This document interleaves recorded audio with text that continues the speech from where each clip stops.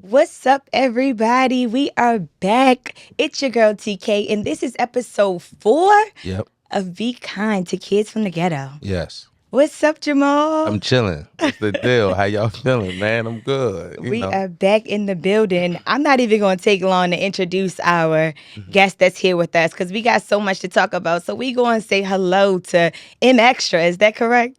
Yeah. She talking to you. You hear that? No, your name is M Extra. You can't be you can't be dry on me. You got to give me some light. I mean, that's I'm laid back. I don't Okay. do much. I'm a real, calm and collective type. The best way he need to be, because whenever he had to turn into extra, it gets real bad. It gets extra when it needs to. Okay, I like that. Lasagna, you know? Right. Yeah. Oh my goodness, I feel like it's been so long. Update me, Jamal, before we get into it. It's been some time, and time is going by. Like, you feel me? Like, I don't know, like, for me, like, continuous growth and learning and all of that I'm trying to do, and trying to create and things like that. I think that now I'm prepping for something new coming out soon. Okay. Me and my band, we're gonna get together sometime in March, and we're gonna put together something special and just try to like mix it up a little bit. You know I said the last album is my last album, which it actually is, and again, so somebody put some money behind it, and then we can figure something out. But that's not my last piece of music, right? I think I still have music to give, and so we're gonna do that. And Extra is he wants to do something, and so that's kind of been my life over the last year or so. You know what I mean? Just trying to like continuous growth, learning stuff like personally and socially and all that kind of stuff too. So yeah, that's really what's been going on. How you feeling? I'm feeling good. I'm blessed. It's a new year. I'm happy. My daughter's healthy. Can't complain. I love all of that, right? But I want to talk about, so for the viewer who don't know, the viewers don't know, but we were supposed to shoot this episode last week, but stupid of me, I landed a day that was on Founders Day. And yeah, see, I told you. So TK was out just, doing all the things that she needs to do because she's a part of this illustrious sorority. So how was Founders Day? Tell me about it. The things that you can tell on camera and all that good stuff. It was amazing. I had a great time. So for those that don't know, I'm across Spring 13. So I'm an old head at this point. Like you got 10 plus years in the game. Okay, deep in the game. So, but with that said, my baby celebrated their 10-year anniversary. So it was nice to be there, be on my big sister, big sister supporting them. But we was in the club. We had a good time. Good. Met a whole bunch of other AKAs, the best first finest organization, in case you was confused about which one I'm a part of. But yes. Yeah, what she just said. All of that, right? You feel me? If you know, you know. It could be problems, but you feel me? No, but I'm glad you got a chance to enjoy yourself, and well deserved. Thank you. Well deserved. Thank you for being flexible. I love that. And now we here. Come on. Yeah, we here. And Extra is the topic of discussion. Yes. Extra, we talked last week. Right. But that's just from me to you. Right now we have the best at it. Best at it. She's gonna ask you some different kind of questions, and we can, just building like that. Absolutely. So let's get into it. And I'm sure y'all probably touched on this, but just for anybody who don't know, y'all are cousins. Yes. Okay, what kind of cousins? First, second, mama side, daddy side. First cousins. Okay. Like his father and my father are brothers. Okay. Oh, that's real. Yeah. So, but I just found this out too, that like, people think second cousins is like my pop's cousin is my cousin, which isn't that. It's like that's your first cousin removed. So if you, I'm telling you, that's just some G Wiz knowledge. I be paying attention, man. I be reading books and all that. Because really, your second cousin is like your cousin's child. Or that's what I'm saying. It's a lot, you got me. I ain't gonna lie to you. Definitely we in the first. But me and him, we first cousins for sure. Got you. So how was that like growing up? Who was getting who in trouble, or was we on the same page all the time? How was that? I mean, it was more. It wasn't really of a get. I would get in trouble for messing with him though. Sometimes I would get in trouble for, like Tell the truth. doing, like you know how it is. The younger sibling, they can get away with some things, but don't think you can do the same thing they did, or yeah, you gonna get in trouble. Got you. Yeah. And wait. So clear it up. You older? Yes. Okay, got you. Don't I look young? I mean, That's crazy. y'all both handsome black men. So I'm just clarifying. So I always say Extra was the start of the rebellion, right? Because we have people that's older than us, and Extra is about 3-4 years older than me. But I got an older brother who's about 10 years older than me, and then there's people that's under him that's older than Extra. Got it. And they followed my older brother like it was like Bible. But Extra was like, I'm not doing that. Okay. So Extra was kind of the start of the rebellion. Like it wasn't so much pick with me or my younger brother. It was more so like y'all like telling my older brother and his older brother, like, yo, y'all not gonna pick on me. Right. You feel me? Let alone them. So you know what I mean? Like, yeah, he would do his little stuff or whatever, but it was nothing compared to what they would do. Got So you. Even though he was extra. So they was extra. Oh, I mean, if you want to go down that road, that's a whole different episode. There's a whole bunch of stories. They crazy, but nonetheless, actually was the start of the rebellion for that, and like I always credit him for that, and like my family. I love it. And then we're gonna get deeper into the album, but let's talk about childhood. When did y'all first decide like y'all can rap together and y'all started like going off each other vibe? When did that come about? I'm gonna say I've been rapping for long as I can remember. I could put sentences together for real. So just going from there, and I remember them. What was them little radios with the the karaoke machines. But it was like the kid when we even started with that. We had that was what we like really first started at, like recording to hear yourself. Yeah, it's funny, like, cause like I tell these stories all the time, like personally to people that I know. But it's funny, like hearing the story back to me, basically affirming everything that I was saying. Like, I know y'all ain't thinking out here I'm just bluffing. Ain't no way. We had a karaoke machine in a 4x4 when we was living on Elmley recording ourselves. Okay, I know that. You know what I mean? But we never rapped together until we was adults. Okay. You know what I mean? I grew up basically idolizing him in the way that he raps. Right, I've always, and I said it before, and I credit him for starting me on the rap journey, essentially. Right, so the battling that I did when I was younger, all of the just being able to rap, because he's a superb freestyler, right, a writer as well. But what he's known for is being able to have a swift mind and being able to rap that way. So oftentimes when Extra was in the room, I was just kind of like, nah, I'm gonna just let Extra get off. Like he, once he finished rapping, ain't nobody gonna want to hear no more. So, it took me a while to get to a place where I felt like I was good enough to rap with him. Nice. And that didn't happen until my first mixtape, To Whom It May Concern, in 2010. Nice. Wow. And some people may not see the other episode whenever you see the other episode in there, but looking at the clip, you were able to go lyric for lyric, his lyrics, right? Yep. And first of all, I love seeing that, because to see although y'all cousins, to see two black men like you giving him his flowers and admiring his lyrics and like the flow of it, just being able to watch that moment was like such a beautiful moment. And what is it about the way he raps or the way he flows or the way he puts his words together that you're like, I like this flow. It sticks to me, and I'm sure it influences what you do and how the music that you make. 100%. I think for me it was more so me, I guess, watching the story behind Lil Me and Extra, right? Just watching that whole story and knowing his trajectory, some of his struggles, some of his triumphs, you know what I mean? Some of the things that he had to endure and all of the things like that. And then like knowing that he not telling a lie when he raps. Like he's being honest, you know what I mean?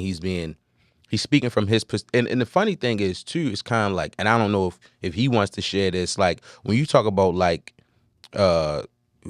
grade school and stuff like that, that was an area in which like life took him away from. But if you listen to him rap, you would never think he missed a part of that. You know what I mean? Because that was a part of like just lyricism. His level of lyricism kind of just like transcended him into another level for me. Yeah. And when you talk about like not luxury street rap, but kind of like reality street lyricism, that's exactly what defines Extra to me. And I was just like, man, I can see that vividly. And like I know from a storyteller perspective, I was like, yo, I much rather go in that direction than to try to like pivot and going into the direction that Extra's in, because Extra got that one sewn up, at least from my perspective. So I'm like, I can tell a story this way, but like he can paint a picture from the street perspective that's just so vivid. It make you feel like you was there with him when it happened. I love it. So, you know, that's kind of what I think about it. Those are my favorite kind of rappers. So let's hear more about that from your perspective. Like, what do you think built up that lyricism? That's all right, lyricism. Making you a bomb rapper, okay? Like, what do you think built that up, and what kind of experience had the most impact on that? I'm gonna say my experiences through life. That's one thing, and the reality. I never wanted to be one of them that's like, well, I rap about that. You never been around it. You never seen it. You never done it. Like you really don't have no experience in what you're talking about. So that's what I was telling him the other day. I said that's what separate us from like celebrity rappers. They got more different things to experience to talk about. So you know they can speak on That's called gold. My car gold. Yeah. all that. All type that. stuff. That's what separate us from them. Got The you. more experience that you around different things, the more you can talk about. Got you. So speaking of that, and this is a question for both of you, how do you protect your mental health when you are, you're rapping about these traumas or these times in your life that were heavy and you remember them? How do you protect that as you go back in the studio to relive that? Wow, that's a definitely powerful question. Right there. You I'm know what gonna I mean? be. Oh my Jamal God. said Do the TK had to thing. come back. I just being honest. Like last year, 2 years ago, I just realized how real mental health is. Like I just realized, like talking to the therapist and stuff like that. I just realized how real that is, and because some of these things I couldn't like identify with at 1st. You know, I'm like when they say, "Oh, depression and PTSD," I'm like, so this could have been going on all that time, but you just didn't know what to call it. Right. So I just realized how real that is. But I mean, for me, protecting. I mean, I when I rap, I want to give you. I want to take you in. Like, yeah, like you can get all of me, so you get to know some of the things that other people don't know. Or yeah, I like to give you all of me. It's like that's the therapy almost. Pretty much. Yeah. Pretty Yeah. much. Yeah. I on some level I agree with Extra, but I gotta be honest. I truly don't think that I've protected my mental health. I don't think that is for me personally. I never thought it was there for that. It's certain places that I go that I just feel like sometimes it feels like like a performative thing, right? When you rapping and stuff like that. But when you in the moment, and sometimes some of this stuff means so much to you.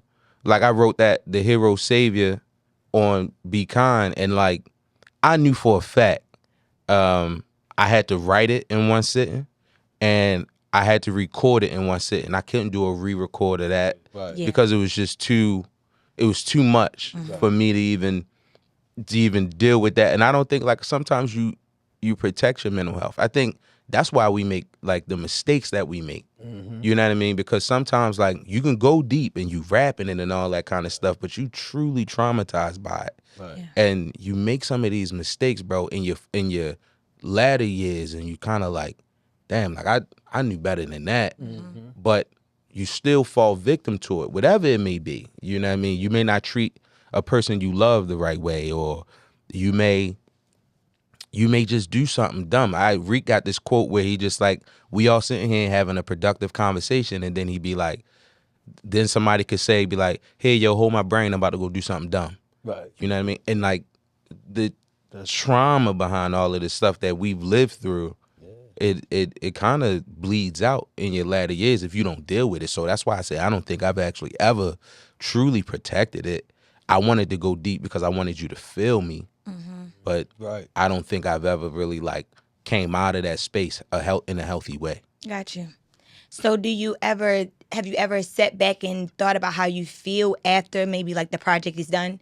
Like even before anybody else comments on it. Do you feel, I guess, released, or do you feel replenished? Do you feel, what would you say your word is? Elated, essentially, right? Okay. Because it's such a overbearing thing to try to put out a project that people feel, right? I could have a bunch of joints from there where it's jamming, you feel me? But it's like, it still don't feel like it's connecting, like you feel it. Feel it, right. But Be Kind for me was even the statement, be kind to kids from the ghetto, is something that I felt so passionately about because it's my life on so many different levels.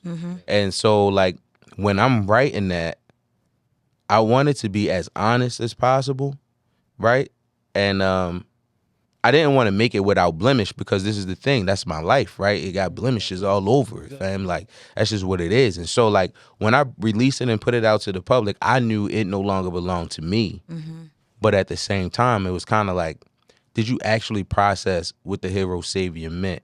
Or do you actually value what closer than you means and who it's for and all of that kind of stuff? Yeah. So, you know what I mean? I don't know if I've actually done that. But, I mean, the music was intentional. My intention is always in the right place, I feel. But sometimes, like, that intention to action piece is always was tough. So, Gotcha. you know.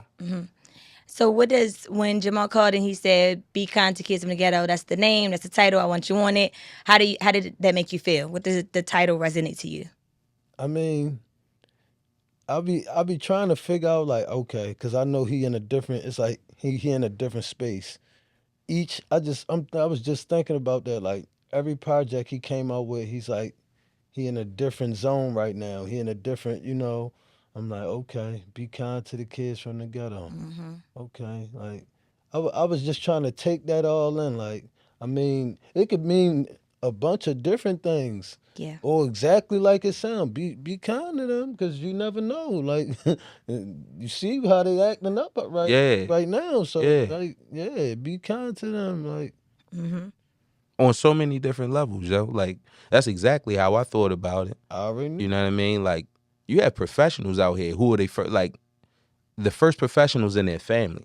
I'm talking about white collar positions, and like these people come from the hood, like they come from the super ghetto, Absolutely. but they wanted better for themselves. So now they in these office buildings among people who have they have like this is just what they do. Their father was the president of the company, Right. and then his father was the president. His father owned it. Like it's generational with them. For us, we the first, and so a lot of times it's kind of like the way that they respond to people like us that walk into these buildings is a bit different. They respond like they talking to each other, not knowing that we come from a whole different set of morals and mores and stuff like that.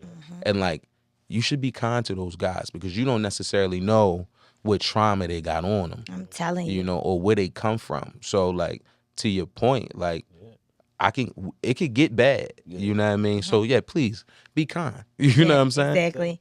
And you know, I thought of that perspective and then my mind actually immediately went to the fact that there's so much talent and like hidden gems because think about it, people if you don't know what I'm using air quotes like ghetto is, somebody might just say Baltimore is ghetto. Like, you know, they would just coin it ghetto. Yeah. And you would miss so much of that thinking you got to stay away from that. You got to not talk to the people from there. You got to not vibe and come here. And it's like, are you crazy? We have we have artists, we have entrepreneurs, we have businesses, we have restaurants, we have all kinds of things. And it's like, you might miss that by simply not being kind. Having a conversation with somebody, finding a gym, finding a place, finding a speakeasy, just talking to somebody and being nice. So I said, yeah, it can get ugly, and that's the side of it too. But it's also like you could miss out on a gym because you just wasn't kind to somebody, an angel, unaware. You get what I'm saying? So much community in this whole ghetto system, right? Like we talk about how like we lived together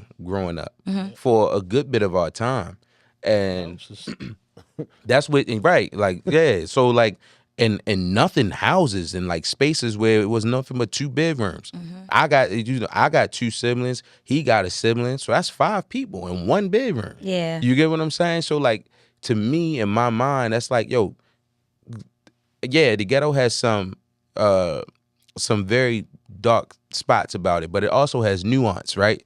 Because it created community. Yes. You know, no matter how far he stray from where I am or how far I stray from where he is in life as adults, we can never forget those formative years. You know what I mean? And so like I think anybody today looking from the outside in being like, "Oh, I'm never going to go there because I hear all these bad things." It's like, yo, if you think anything if you think everything doesn't have nuance, I think you're crazy, right? Exactly. You know what I'm saying? There is nothing on this earth perfect. Not a Right. business, not a person, not Exactly anything. that. Yes.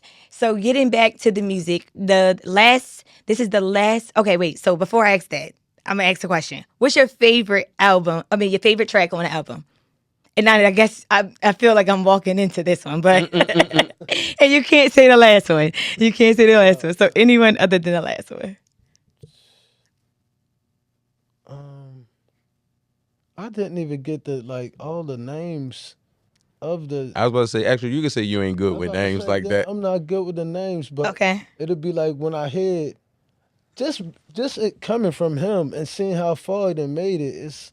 I really can't even pick one. Got you. I can't pick one because I know it's more than one that I like. Like, all right, he took us on another ride. Yeah. Took us here with it. And I know where he coming from with it. So it's like, I really can't pick one. I'm just proud that he even went this far with it. I know that's right. I know that's right. Yeah, you are. You know, I tell you all the time, you are an amazing storyteller. Excuse me, amazing storyteller. And like from the start to finish with you, it's like different stories, different settings. I'm like just into it. I'm like, wait, let me find that so I appreciate missed that. Thank you. So, what's your favorite now? And I feel like I might have asked you that on another episode. Probably so. I think my favorite, man, I don't know. It just really depends on my mood and my setting. I think the song that I am most proud of would be the Hero Savior, simply because it's like it took a lot to kind of put that out there because Yes. I'm a super private person, and so like to put that out there and for people to, I don't have to expound, right? But if you listen to it, most of it is very self-explanatory. So like just to listen to that and kind of like bare my heart on that piece or whatever the case is, knowing that none of it was performative. I'm in there really fighting tears Yeah. because I love these people that I'm talking about inside the record. So I'm very proud of that record.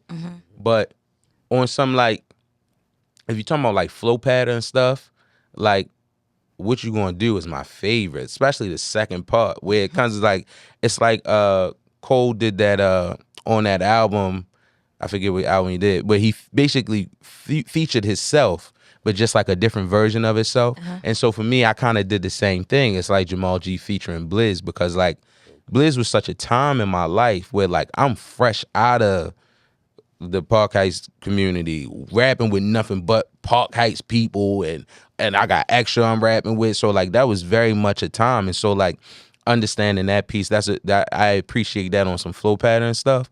Yeah. But I think I'm really, really, really growing to appreciate, and I like the song because it's like real radio-ish, but Closer Than You, I'm really growing to like appreciate that song and like the nuance behind it and like understanding why I wrote it and stuff like that, right? So I'm growing to appreciate that, but I could tell you about different stuff that I like.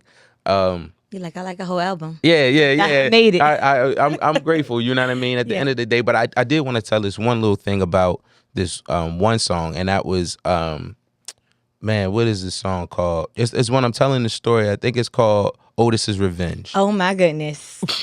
Oh, my goodness. That's why I asked the question. 'Cause Yeah. I was hoping you was going to flip it back on me and ask me, that's the one. So I am. So like, do you feel like that's your favorite? So it's hard to say that's my favorite, but it is. Yeah. You can say I'm cool with that. I'm cool with that. Yeah. I like. It's funny because I like 5, 6, 7. My daughter would say 6, 7. Like Yeah. I love the whole like it's a good 3 back to Yeah. back. But yeah, Otis Revenge. I love listening to stories like that. It reminds me of, like Biggie. Yeah, Like yeah. it reminds me like Warning. It remind me that. It remind me of that. It remind me of that Lil Wayne song where he was like kind of talking about this girl that like set up this. I don't know. Mona Lisa. Mona Lisa, exactly. Yes, and it immerses you in the story. I felt like I knew what was happening, but this one felt too real. I don't know. and I'm a little still. No, I get you, right? Because it's so dark and dreary, right? And like Otis's Revenge, I could tell y'all what happened on Otis's Revenge. So Otis's Last 12 is what this is a story off of. Okay. Otis's Last 12 is about a young man who did something, who got killed based on the thing that he did, right? And that was on the Husky Files that came out in 2019. Okay. So this is the Otis's Revenge is on the back of that. So when I wrote this record, as I'm writing it, my man Muck from Street Legal Studios, he told me, he said, listen, with this song, you can't kill no more women. I said, what you mean, bro?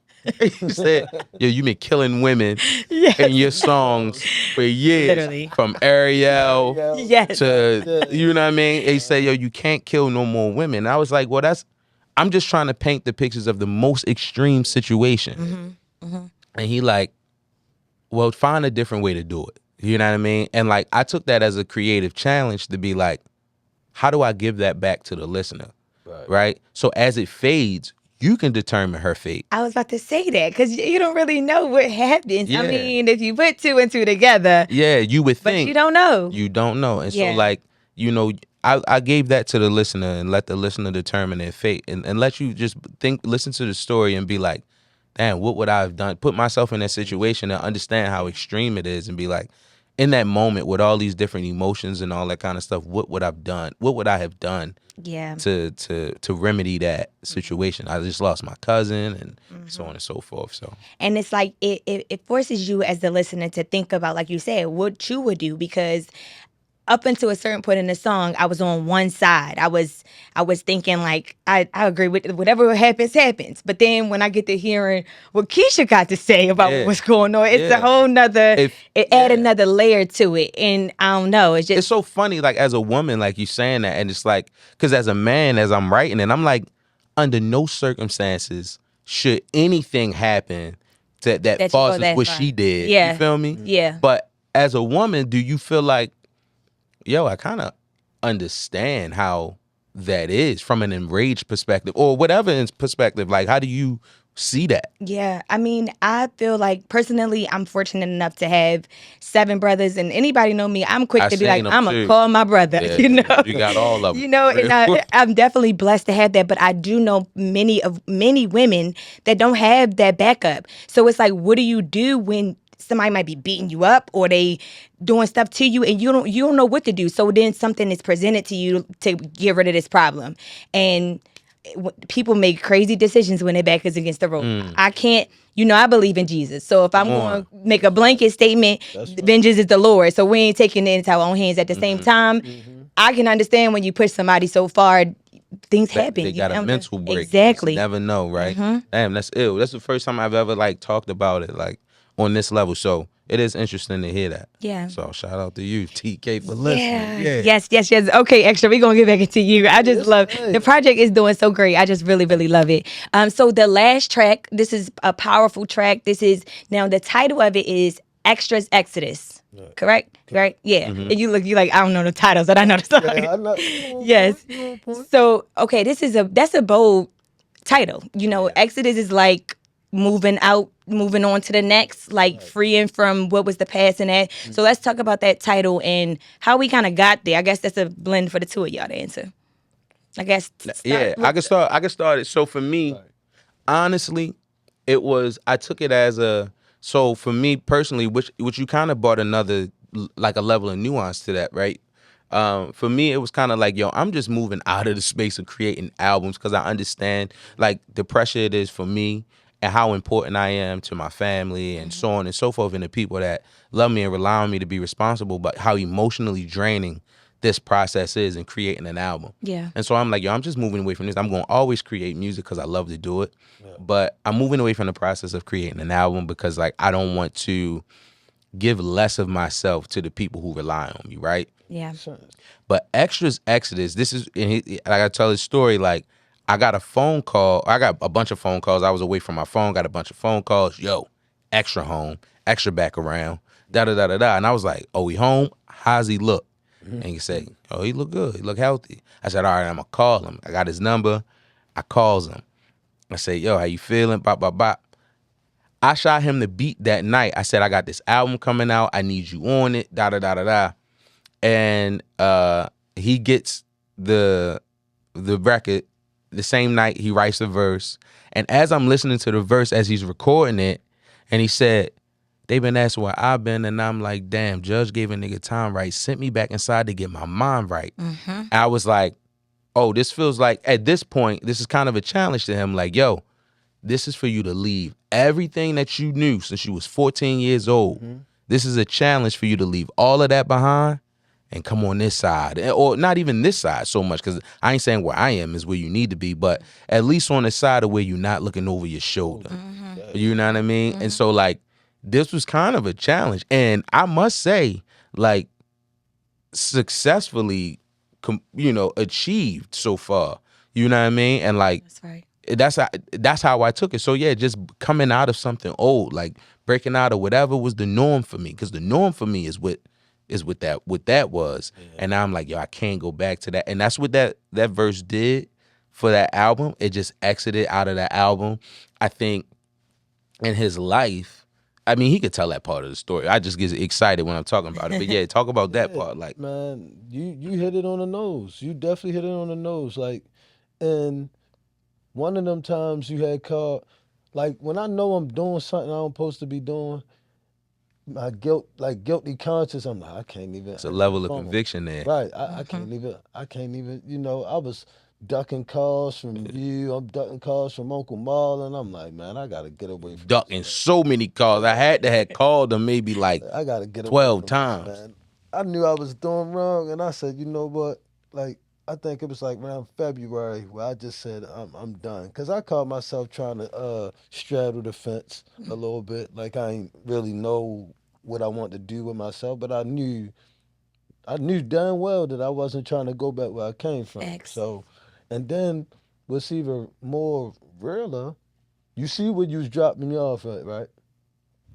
That's right next. That wall back there, that's a prison right there. Yeah, So right there. every day walking past through there, I'm like, I used to be saying like, look, you're gonna be back in there soon. You keep messing around. Keep on. And I'm just sitting there like I'm accepting it, like, okay, I'm just gonna be back in there. Then like, Dang. you dig? That's crazy. But I just Yeah. said, you know what, man, I'm not doing that. I I'm know too that's right. old for that. At least I got my son I owe it to. Like Mm-hmm. I didn't had time taken away from him. I said, I'm not doing that again, bro. Facts. Like knowing it's just it's insane. You know it's insane to do the same thing over again. Like you know what you're And gonna expecting a you know what's different gonna result. happen. Yeah. You know what's gonna happen. So Mm-hmm. why even play around with it? I said, you know what, man, I start from scratch. I start from scratch. I know how to work a job. So that was the main thing, getting a job. Period. Once I get a job, I said I'm definitely not looking back or going to that. That's done with. So that's where that started out. And like you said, it was a challenge.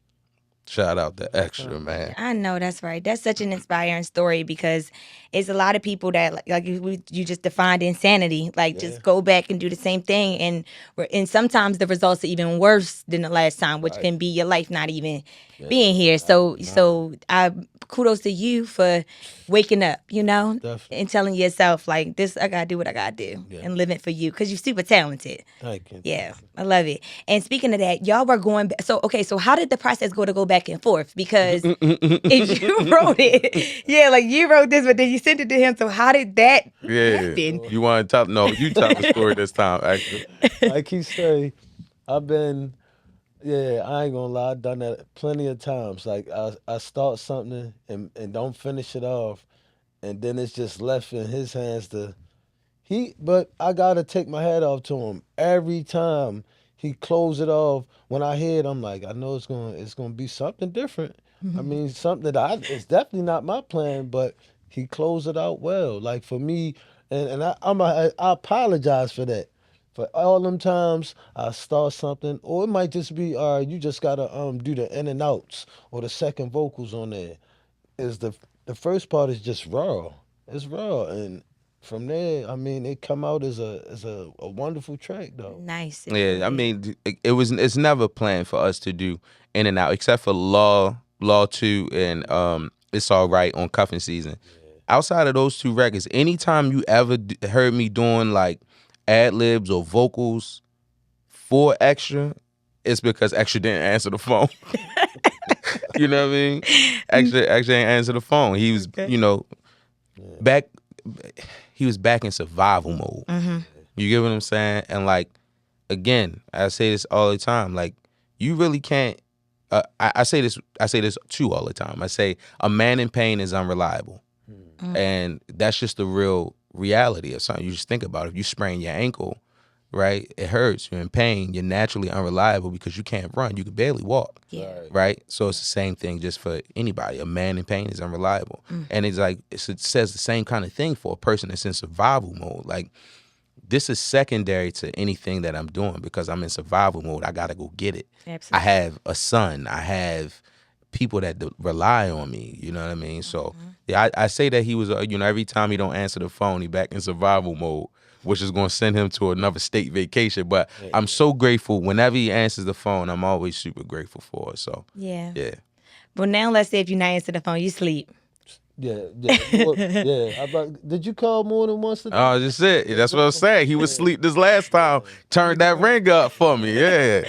I love it. I love it. So tell me, how is the feedback going with the album now? It's been, because what was the exact release date? January 30th of last year. Okay, so we about to hit a year. We about to hit a year. That is crazy. Time is ridiculous. Ill thing is January 26, 2016, 10-year anniversary of To Whom It May Concern. Oh my goodness. That's what we first linked in. You get what I'm saying? Oh my gosh. So what a beautiful life. Extra missed the whole he missed that whole album. Okay. You know what I mean? But I mean, again, man, I'm super grateful just for where things are like musically. I just remember that time putting that album out and wanting it to like ascend to the highest heights or whatever the case is. And like I watched this Nas interview one time when he said you got so many artists that want to go from A to being Tupac Shakur, and he said you miss everything from B through Y, and that's such a beautiful time. Yeah. And I think about that often when I think about To Whom It May Concern, and sometimes I feel like, man, like, damn, like, was I just standing still this 10 years? And you look at reality, it's like, I've gotten to do some things that people have never even got close. You get what I'm saying? And like, I gotta be grateful for that journey. So like, I'm so glad what that project did for me 10 years ago, and that those stories and those things. And then I'm grateful to life for where it's brought me, and to be able to put out Be Kind to where we are now a year later, where it's some like similarities to To Whom It May Concern, but it's its own thing, right? It's created its own wave. And so like the reception to your question, like the reception has been good. It's been something from what I can see, right? I don't know what people talk about in the privacy of their homes, right? But I'm grateful to be talked about at all. Period. You know what I mean? Because again, I'm not competing with just my peers on a local level or a national level. I'm competing with the guys that you've been waiting to hear for 2-3 years. You know what I mean? Because you can't spend my record and spend their record at the same time. You got to choose. Yeah. You know what I mean? And so like, I'm glad and I'm grateful for everybody who chose my record, not instead, but to, you know, also thank you for the word, actually. Also is the guys that we know and love. So yeah, I'm just grateful for that. I love that. Yeah, everybody's doing the 2016 challenge right now. Yeah. And, you know, I have trouble with reflecting. Like, when we were actually having a conversation earlier about giving out your traumas and what do you do to protect it, you know, I don't really go back. Like, and that's a good and a bad thing. Like I don't go back to the good and I don't go back to the bad. I just kind of keep trucking forward. Yeah. And to see this like reflection of it now is such a beautiful moment to just sit and say, Yeah. because even you bringing up to whom you may concern, like that's where we first linked. Yeah. I was just on the mic. I was so nervous. Yeah, I was gonna say I would have never met you had 2016 never happened. Yep. So for extra, right?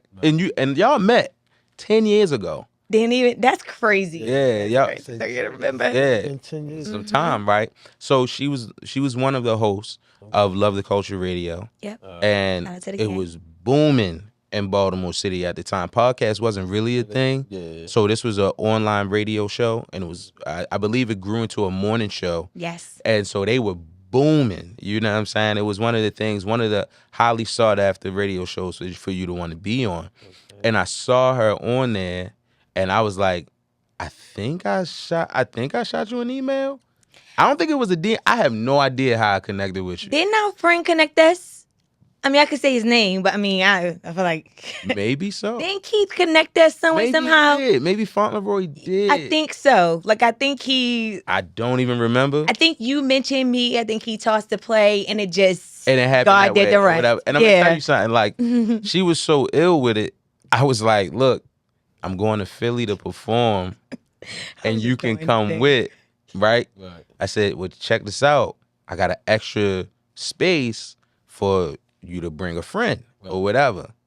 Because she don't know me. Like, you know what I mean? I just want to make sure you're comfortable. Yeah. And she was like, oh, I'm comfortable. No worries. I can come by myself. I say, all right. All right, cool. Goodness. And then, but it turned out to be such a beautiful thing and such a beautiful rapport. And like, something that our rapport is something that I've kind of like handled with care, in my opinion. You get what I'm saying? Because you could, Yeah. So for me, it's like, nah, you want to handle this thing with care because you're going to always need TK in this space. And here we are 10 years later doing Kids from the Ghetto. So I'm grateful. Me too. I'm happy to be a part. I feel so happy. So proud of you once again. No, I appreciate it. No, I'm proud of you. So because I wanted to get into this Love the Culture Radio thing as well. Like, where do you feel that you like? How do you feel about your stance in media 10 years later, coming from that space? Also doing like, I don't want to ever forget that you covered some of the most tumultuous times in the city with the Freddie Gray stuff. Yes. You were just out here Yeah. You was just out here for the culture of Baltimore City and the culture of the growing culture of hip hop and artistry in this community. So where do you feel like now you are in the media space, or how do you feel that you've grown in the media space? Yeah, that's such a great question. I will say, and I'll get into the media part, but I will say the most thing that I keep coming back to is that God is really in the details of my life. Yeah. Because where I am now and the job that I have now, I'm director of digital marketing, downtown partnership of Baltimore. Clap it up for that. Clap the job.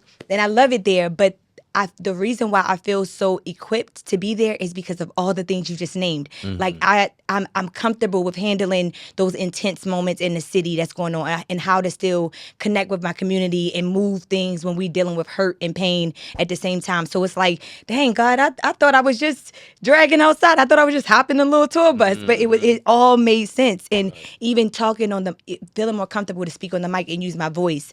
Back then when I met Raven, I was fresh from Howard, so I had the confidence and I knew I could do it. My mother always told me I could do it, but I was coming back home trying to figure it out, and being able to connect with Raven and Jay. We, like you said, we took off in the city, and because of that, I felt like I built my own name. There's nothing that can really shake me, because I built myself. Me and Jesus did this together. Come on. You better talk heavy to him. Yeah, talk slow to him, TK. Yeah, exactly. I can walk in any room. I feel good about that. I feel happy about that. And I feel mostly proud about the fact that the people that I come back in those spaces, in the rooms, that they're like, TK, I remember you 10 years ago and I still love you. Yeah. Like, I'm so proud.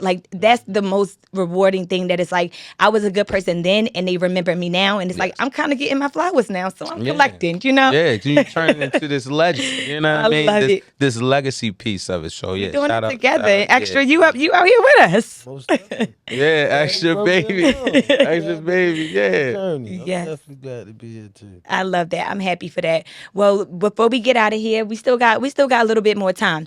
I want to talk about you a little bit more and a little bit more back in the music. So right now, the music to me is like trash. If I'm being honest with you, like so, let's talk about who do you like from the past and who do you like now. I like me and Blizz. No, no. I like what's his name? I like YG. I like him. Okay. Boss. Tech.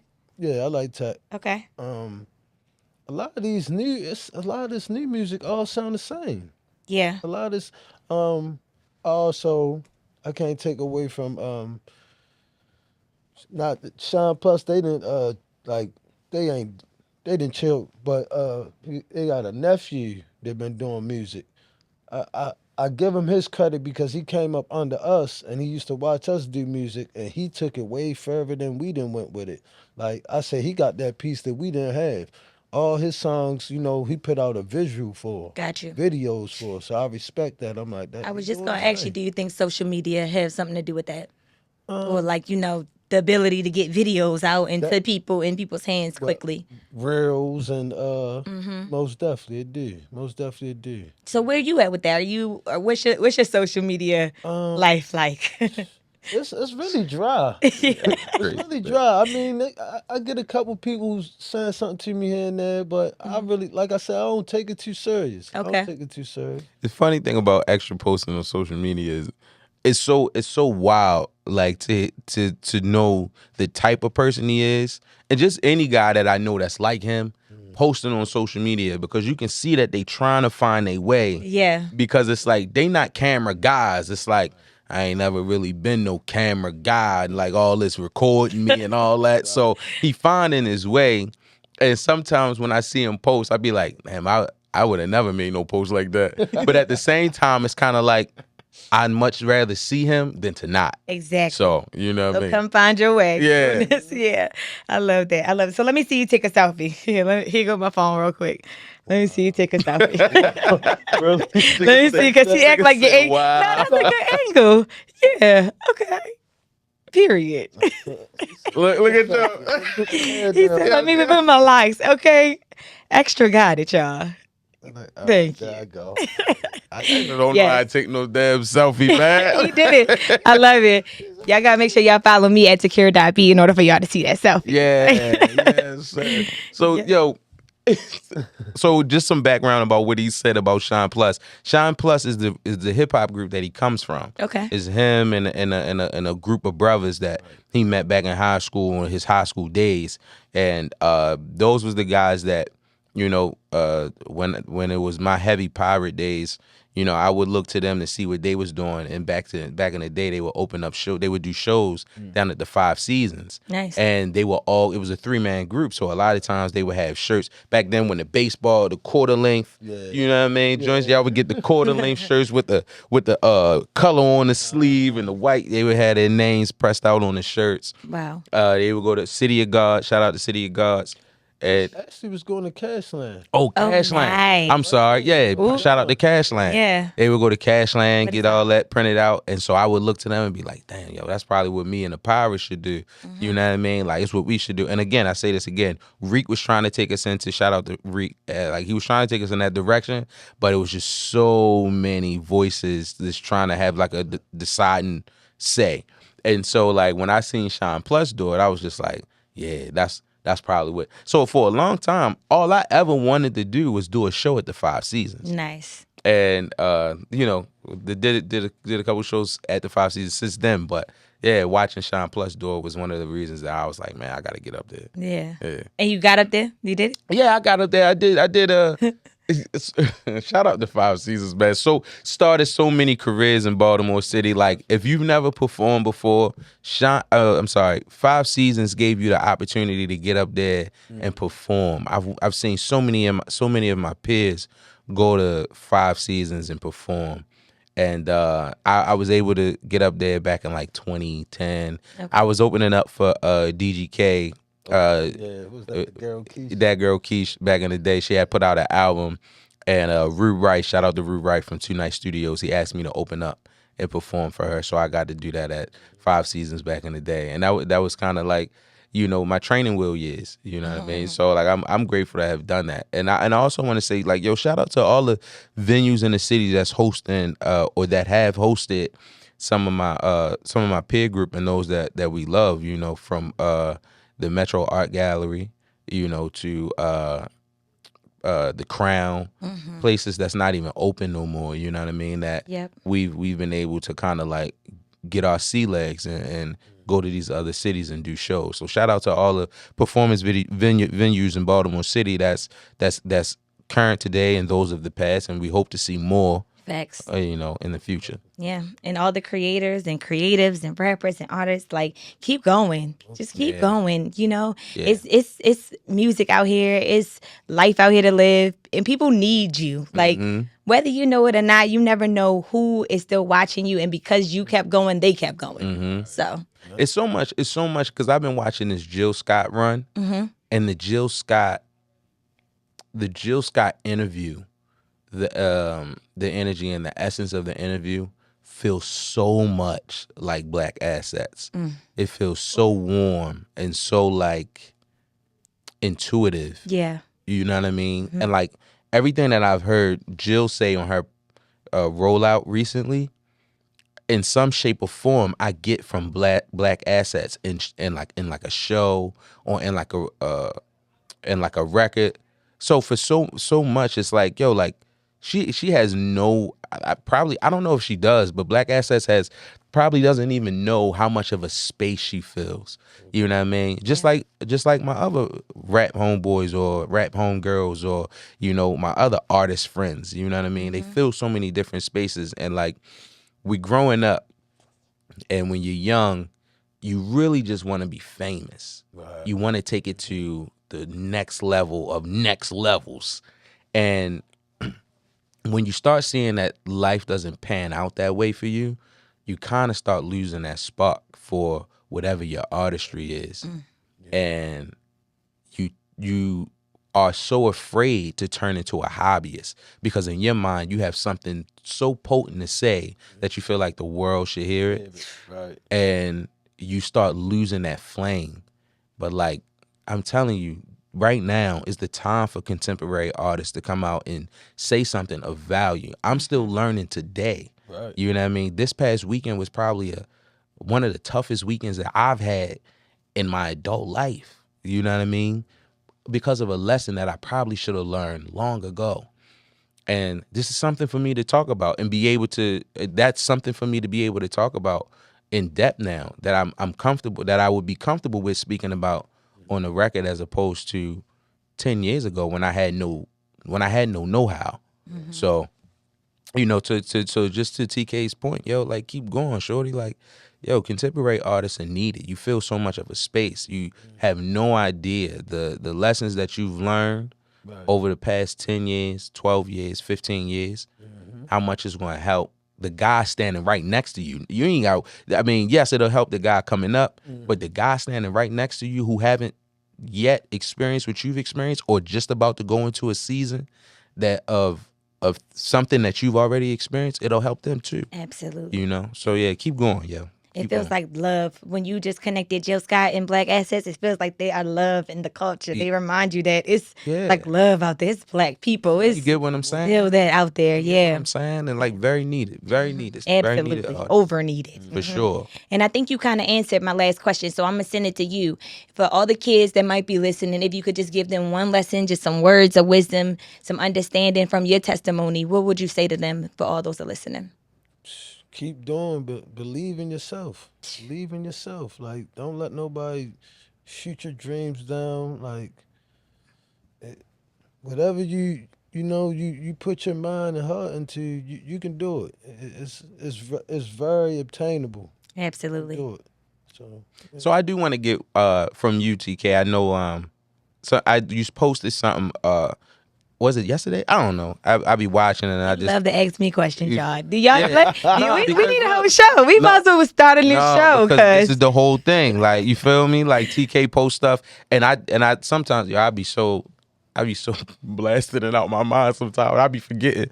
But this one I held on to because like TK had said something about your relationship with social media. Yeah. And how that's changing, right?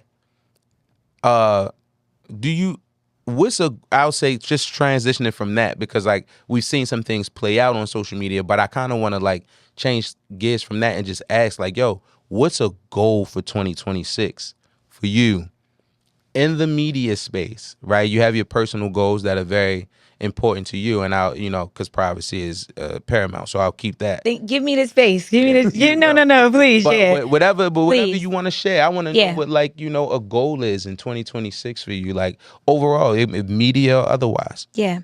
Oh, that's a little loaded. All right. So to start, my goal for my 2026 in the media space is, and this, I guess it carries over personal and professional. And this might surprise you, but I actually battle with imposter syndrome. And for anybody who doesn't know what that is, I didn't mean to laugh because it's so crazy to be like, I know. you? That's crazy. I know, but I'm afforded these opportunities. Thank God for all the things that I'm given. I have so many blessings, but I will get in a room and be shy. I'll get in a room and the person that is seeking me out, that's running the whole show, they're looking for me. I'll just try to be the help. I'll just play the background. I'll be nervous. And I also am like, I want everything else to flow so well, and I know I'm good at strategy, so I don't gotta be on the stage talking. I don't have to necessarily be shaking the hands and kiss, double cheek kissing and stuff. Okay. But the reality is I deserve to be, right? I'm in these rooms. I should be seen. I should be networking. I should be talking to people. Mm-hmm. So in 2026, I am challenging myself, and this is big, but to stop playing small. Come on. When I walk in the room, we're going to let this light shine. We speaking to people. Yeah. I'm back to the old days. I got business cards again. Like we talking to people. Yeah. Because I don't know when I stopped trusting myself. I don't know when I got nervous and I started being like, everybody's good at what you. Honestly, I think it was social media, because it seems like everybody can make a reel. Everybody can be famous overnight. But I'm still somebody that has a different perspective, a different voice, so much to offer to people. So I'm not going to play small with that. Why should you? No more. Exactly. You should never. When you the one with the golf cart, you should never play small. Period. You know what I mean? Period. Yeah, talk like that. And I decided, as the conversation that you alluded to, I was talking about how I was changing my relationship with social media as far as my transparency. So for those who don't know, I had a relationship, went through a breakup, and I get cringy. Talk about this stuff. Cringy, I know, but it taught me so much about myself, because I am always so perfect that I felt the need to explain it. I felt the need to make sure it rolled out right and it rolled back right, and I said, you know what? First of all, I don't owe anybody an explanation. Yeah, and then also things happen. Like, so I allowed myself to really feel last year. I cried, I prayed, I danced, I partied, I was really locked in on just feeling. And with that said, carrying it over into this year, now I'm just unapologetically being like a woman. Like just a girl. Like, I can't describe it enough. Like, just a girl. I feel, so if there's something that I'm in that I don't like, I'm speaking up and I'm saying it. I don't care if I'm a nag. I don't care what I am. I'm going to say it, because now now I know, or now I really understand that it is my choice to design the life I want to live, and who I want to share that with, how much I want to share it with the world or not. And I'm just owning it. I'm owning it. So come on. this is my See, time. you talk about a perfect segue to end the show. Go ahead, Exactly. TK. Talk slow Exactly. I love it. So before we get out of here, we got to talk about what you got going on, what people can check out. Is this our last episode or no? No, we're going to do some more. I just got some inquiries about, some different things. I want to bring the band on here. Okay. I got a guest that I kind of want to bring on here. I'm gonna talk to him, and maybe we'll do some different stuff. This is not the last episode. I love that. Do you want to tap into what you said you got a new project that you're getting ready to work on? We're going to work on something, and it's just going to be like something that we feel in the moment. Me and the guys, we getting together and sometime in March, and we're going to do this this thing that we saw Dreamville do. We got an Airbnb out in like Deep Creek, and we're going to go just create. Oh, wow. For 3-4 days straight, we just going to create. Beautiful. You know what I mean? We saw Dreamville do it. We saw, some art like YB. He did it, so we're gonna do that, and I'm looking forward to that. Nice. You know what I mean? Y'all booked the videographer, right? We have some people that's going to do some video, and we did. We do have somebody. Okay. He's kind of like a 2-in-1 kick. So Okay. I don't want to take up all the time, but yeah, showing up. Follow me on all social media at Jamal G. All the things. Still sipping my ties. Y'all know the vibes and all of that good stuff. Go ahead, bro. I go by Extra. That's who you can follow me at on, and then take you probably to the Facebook page as well. That's it. And we're going to see this selfie on there and more to come in 2026. Yeah, go on her joint. You're going to see this. That was crazy. I love it. Well, that is a wrap for episode 4 of Be Kind to Kids from the Ghetto. I'm your host, Takera B. Follow me on all social media, all platforms, everywhere. And of course, we out. This has been a good time as usual. As usual, keep it G, stay sucker free like Extra would say.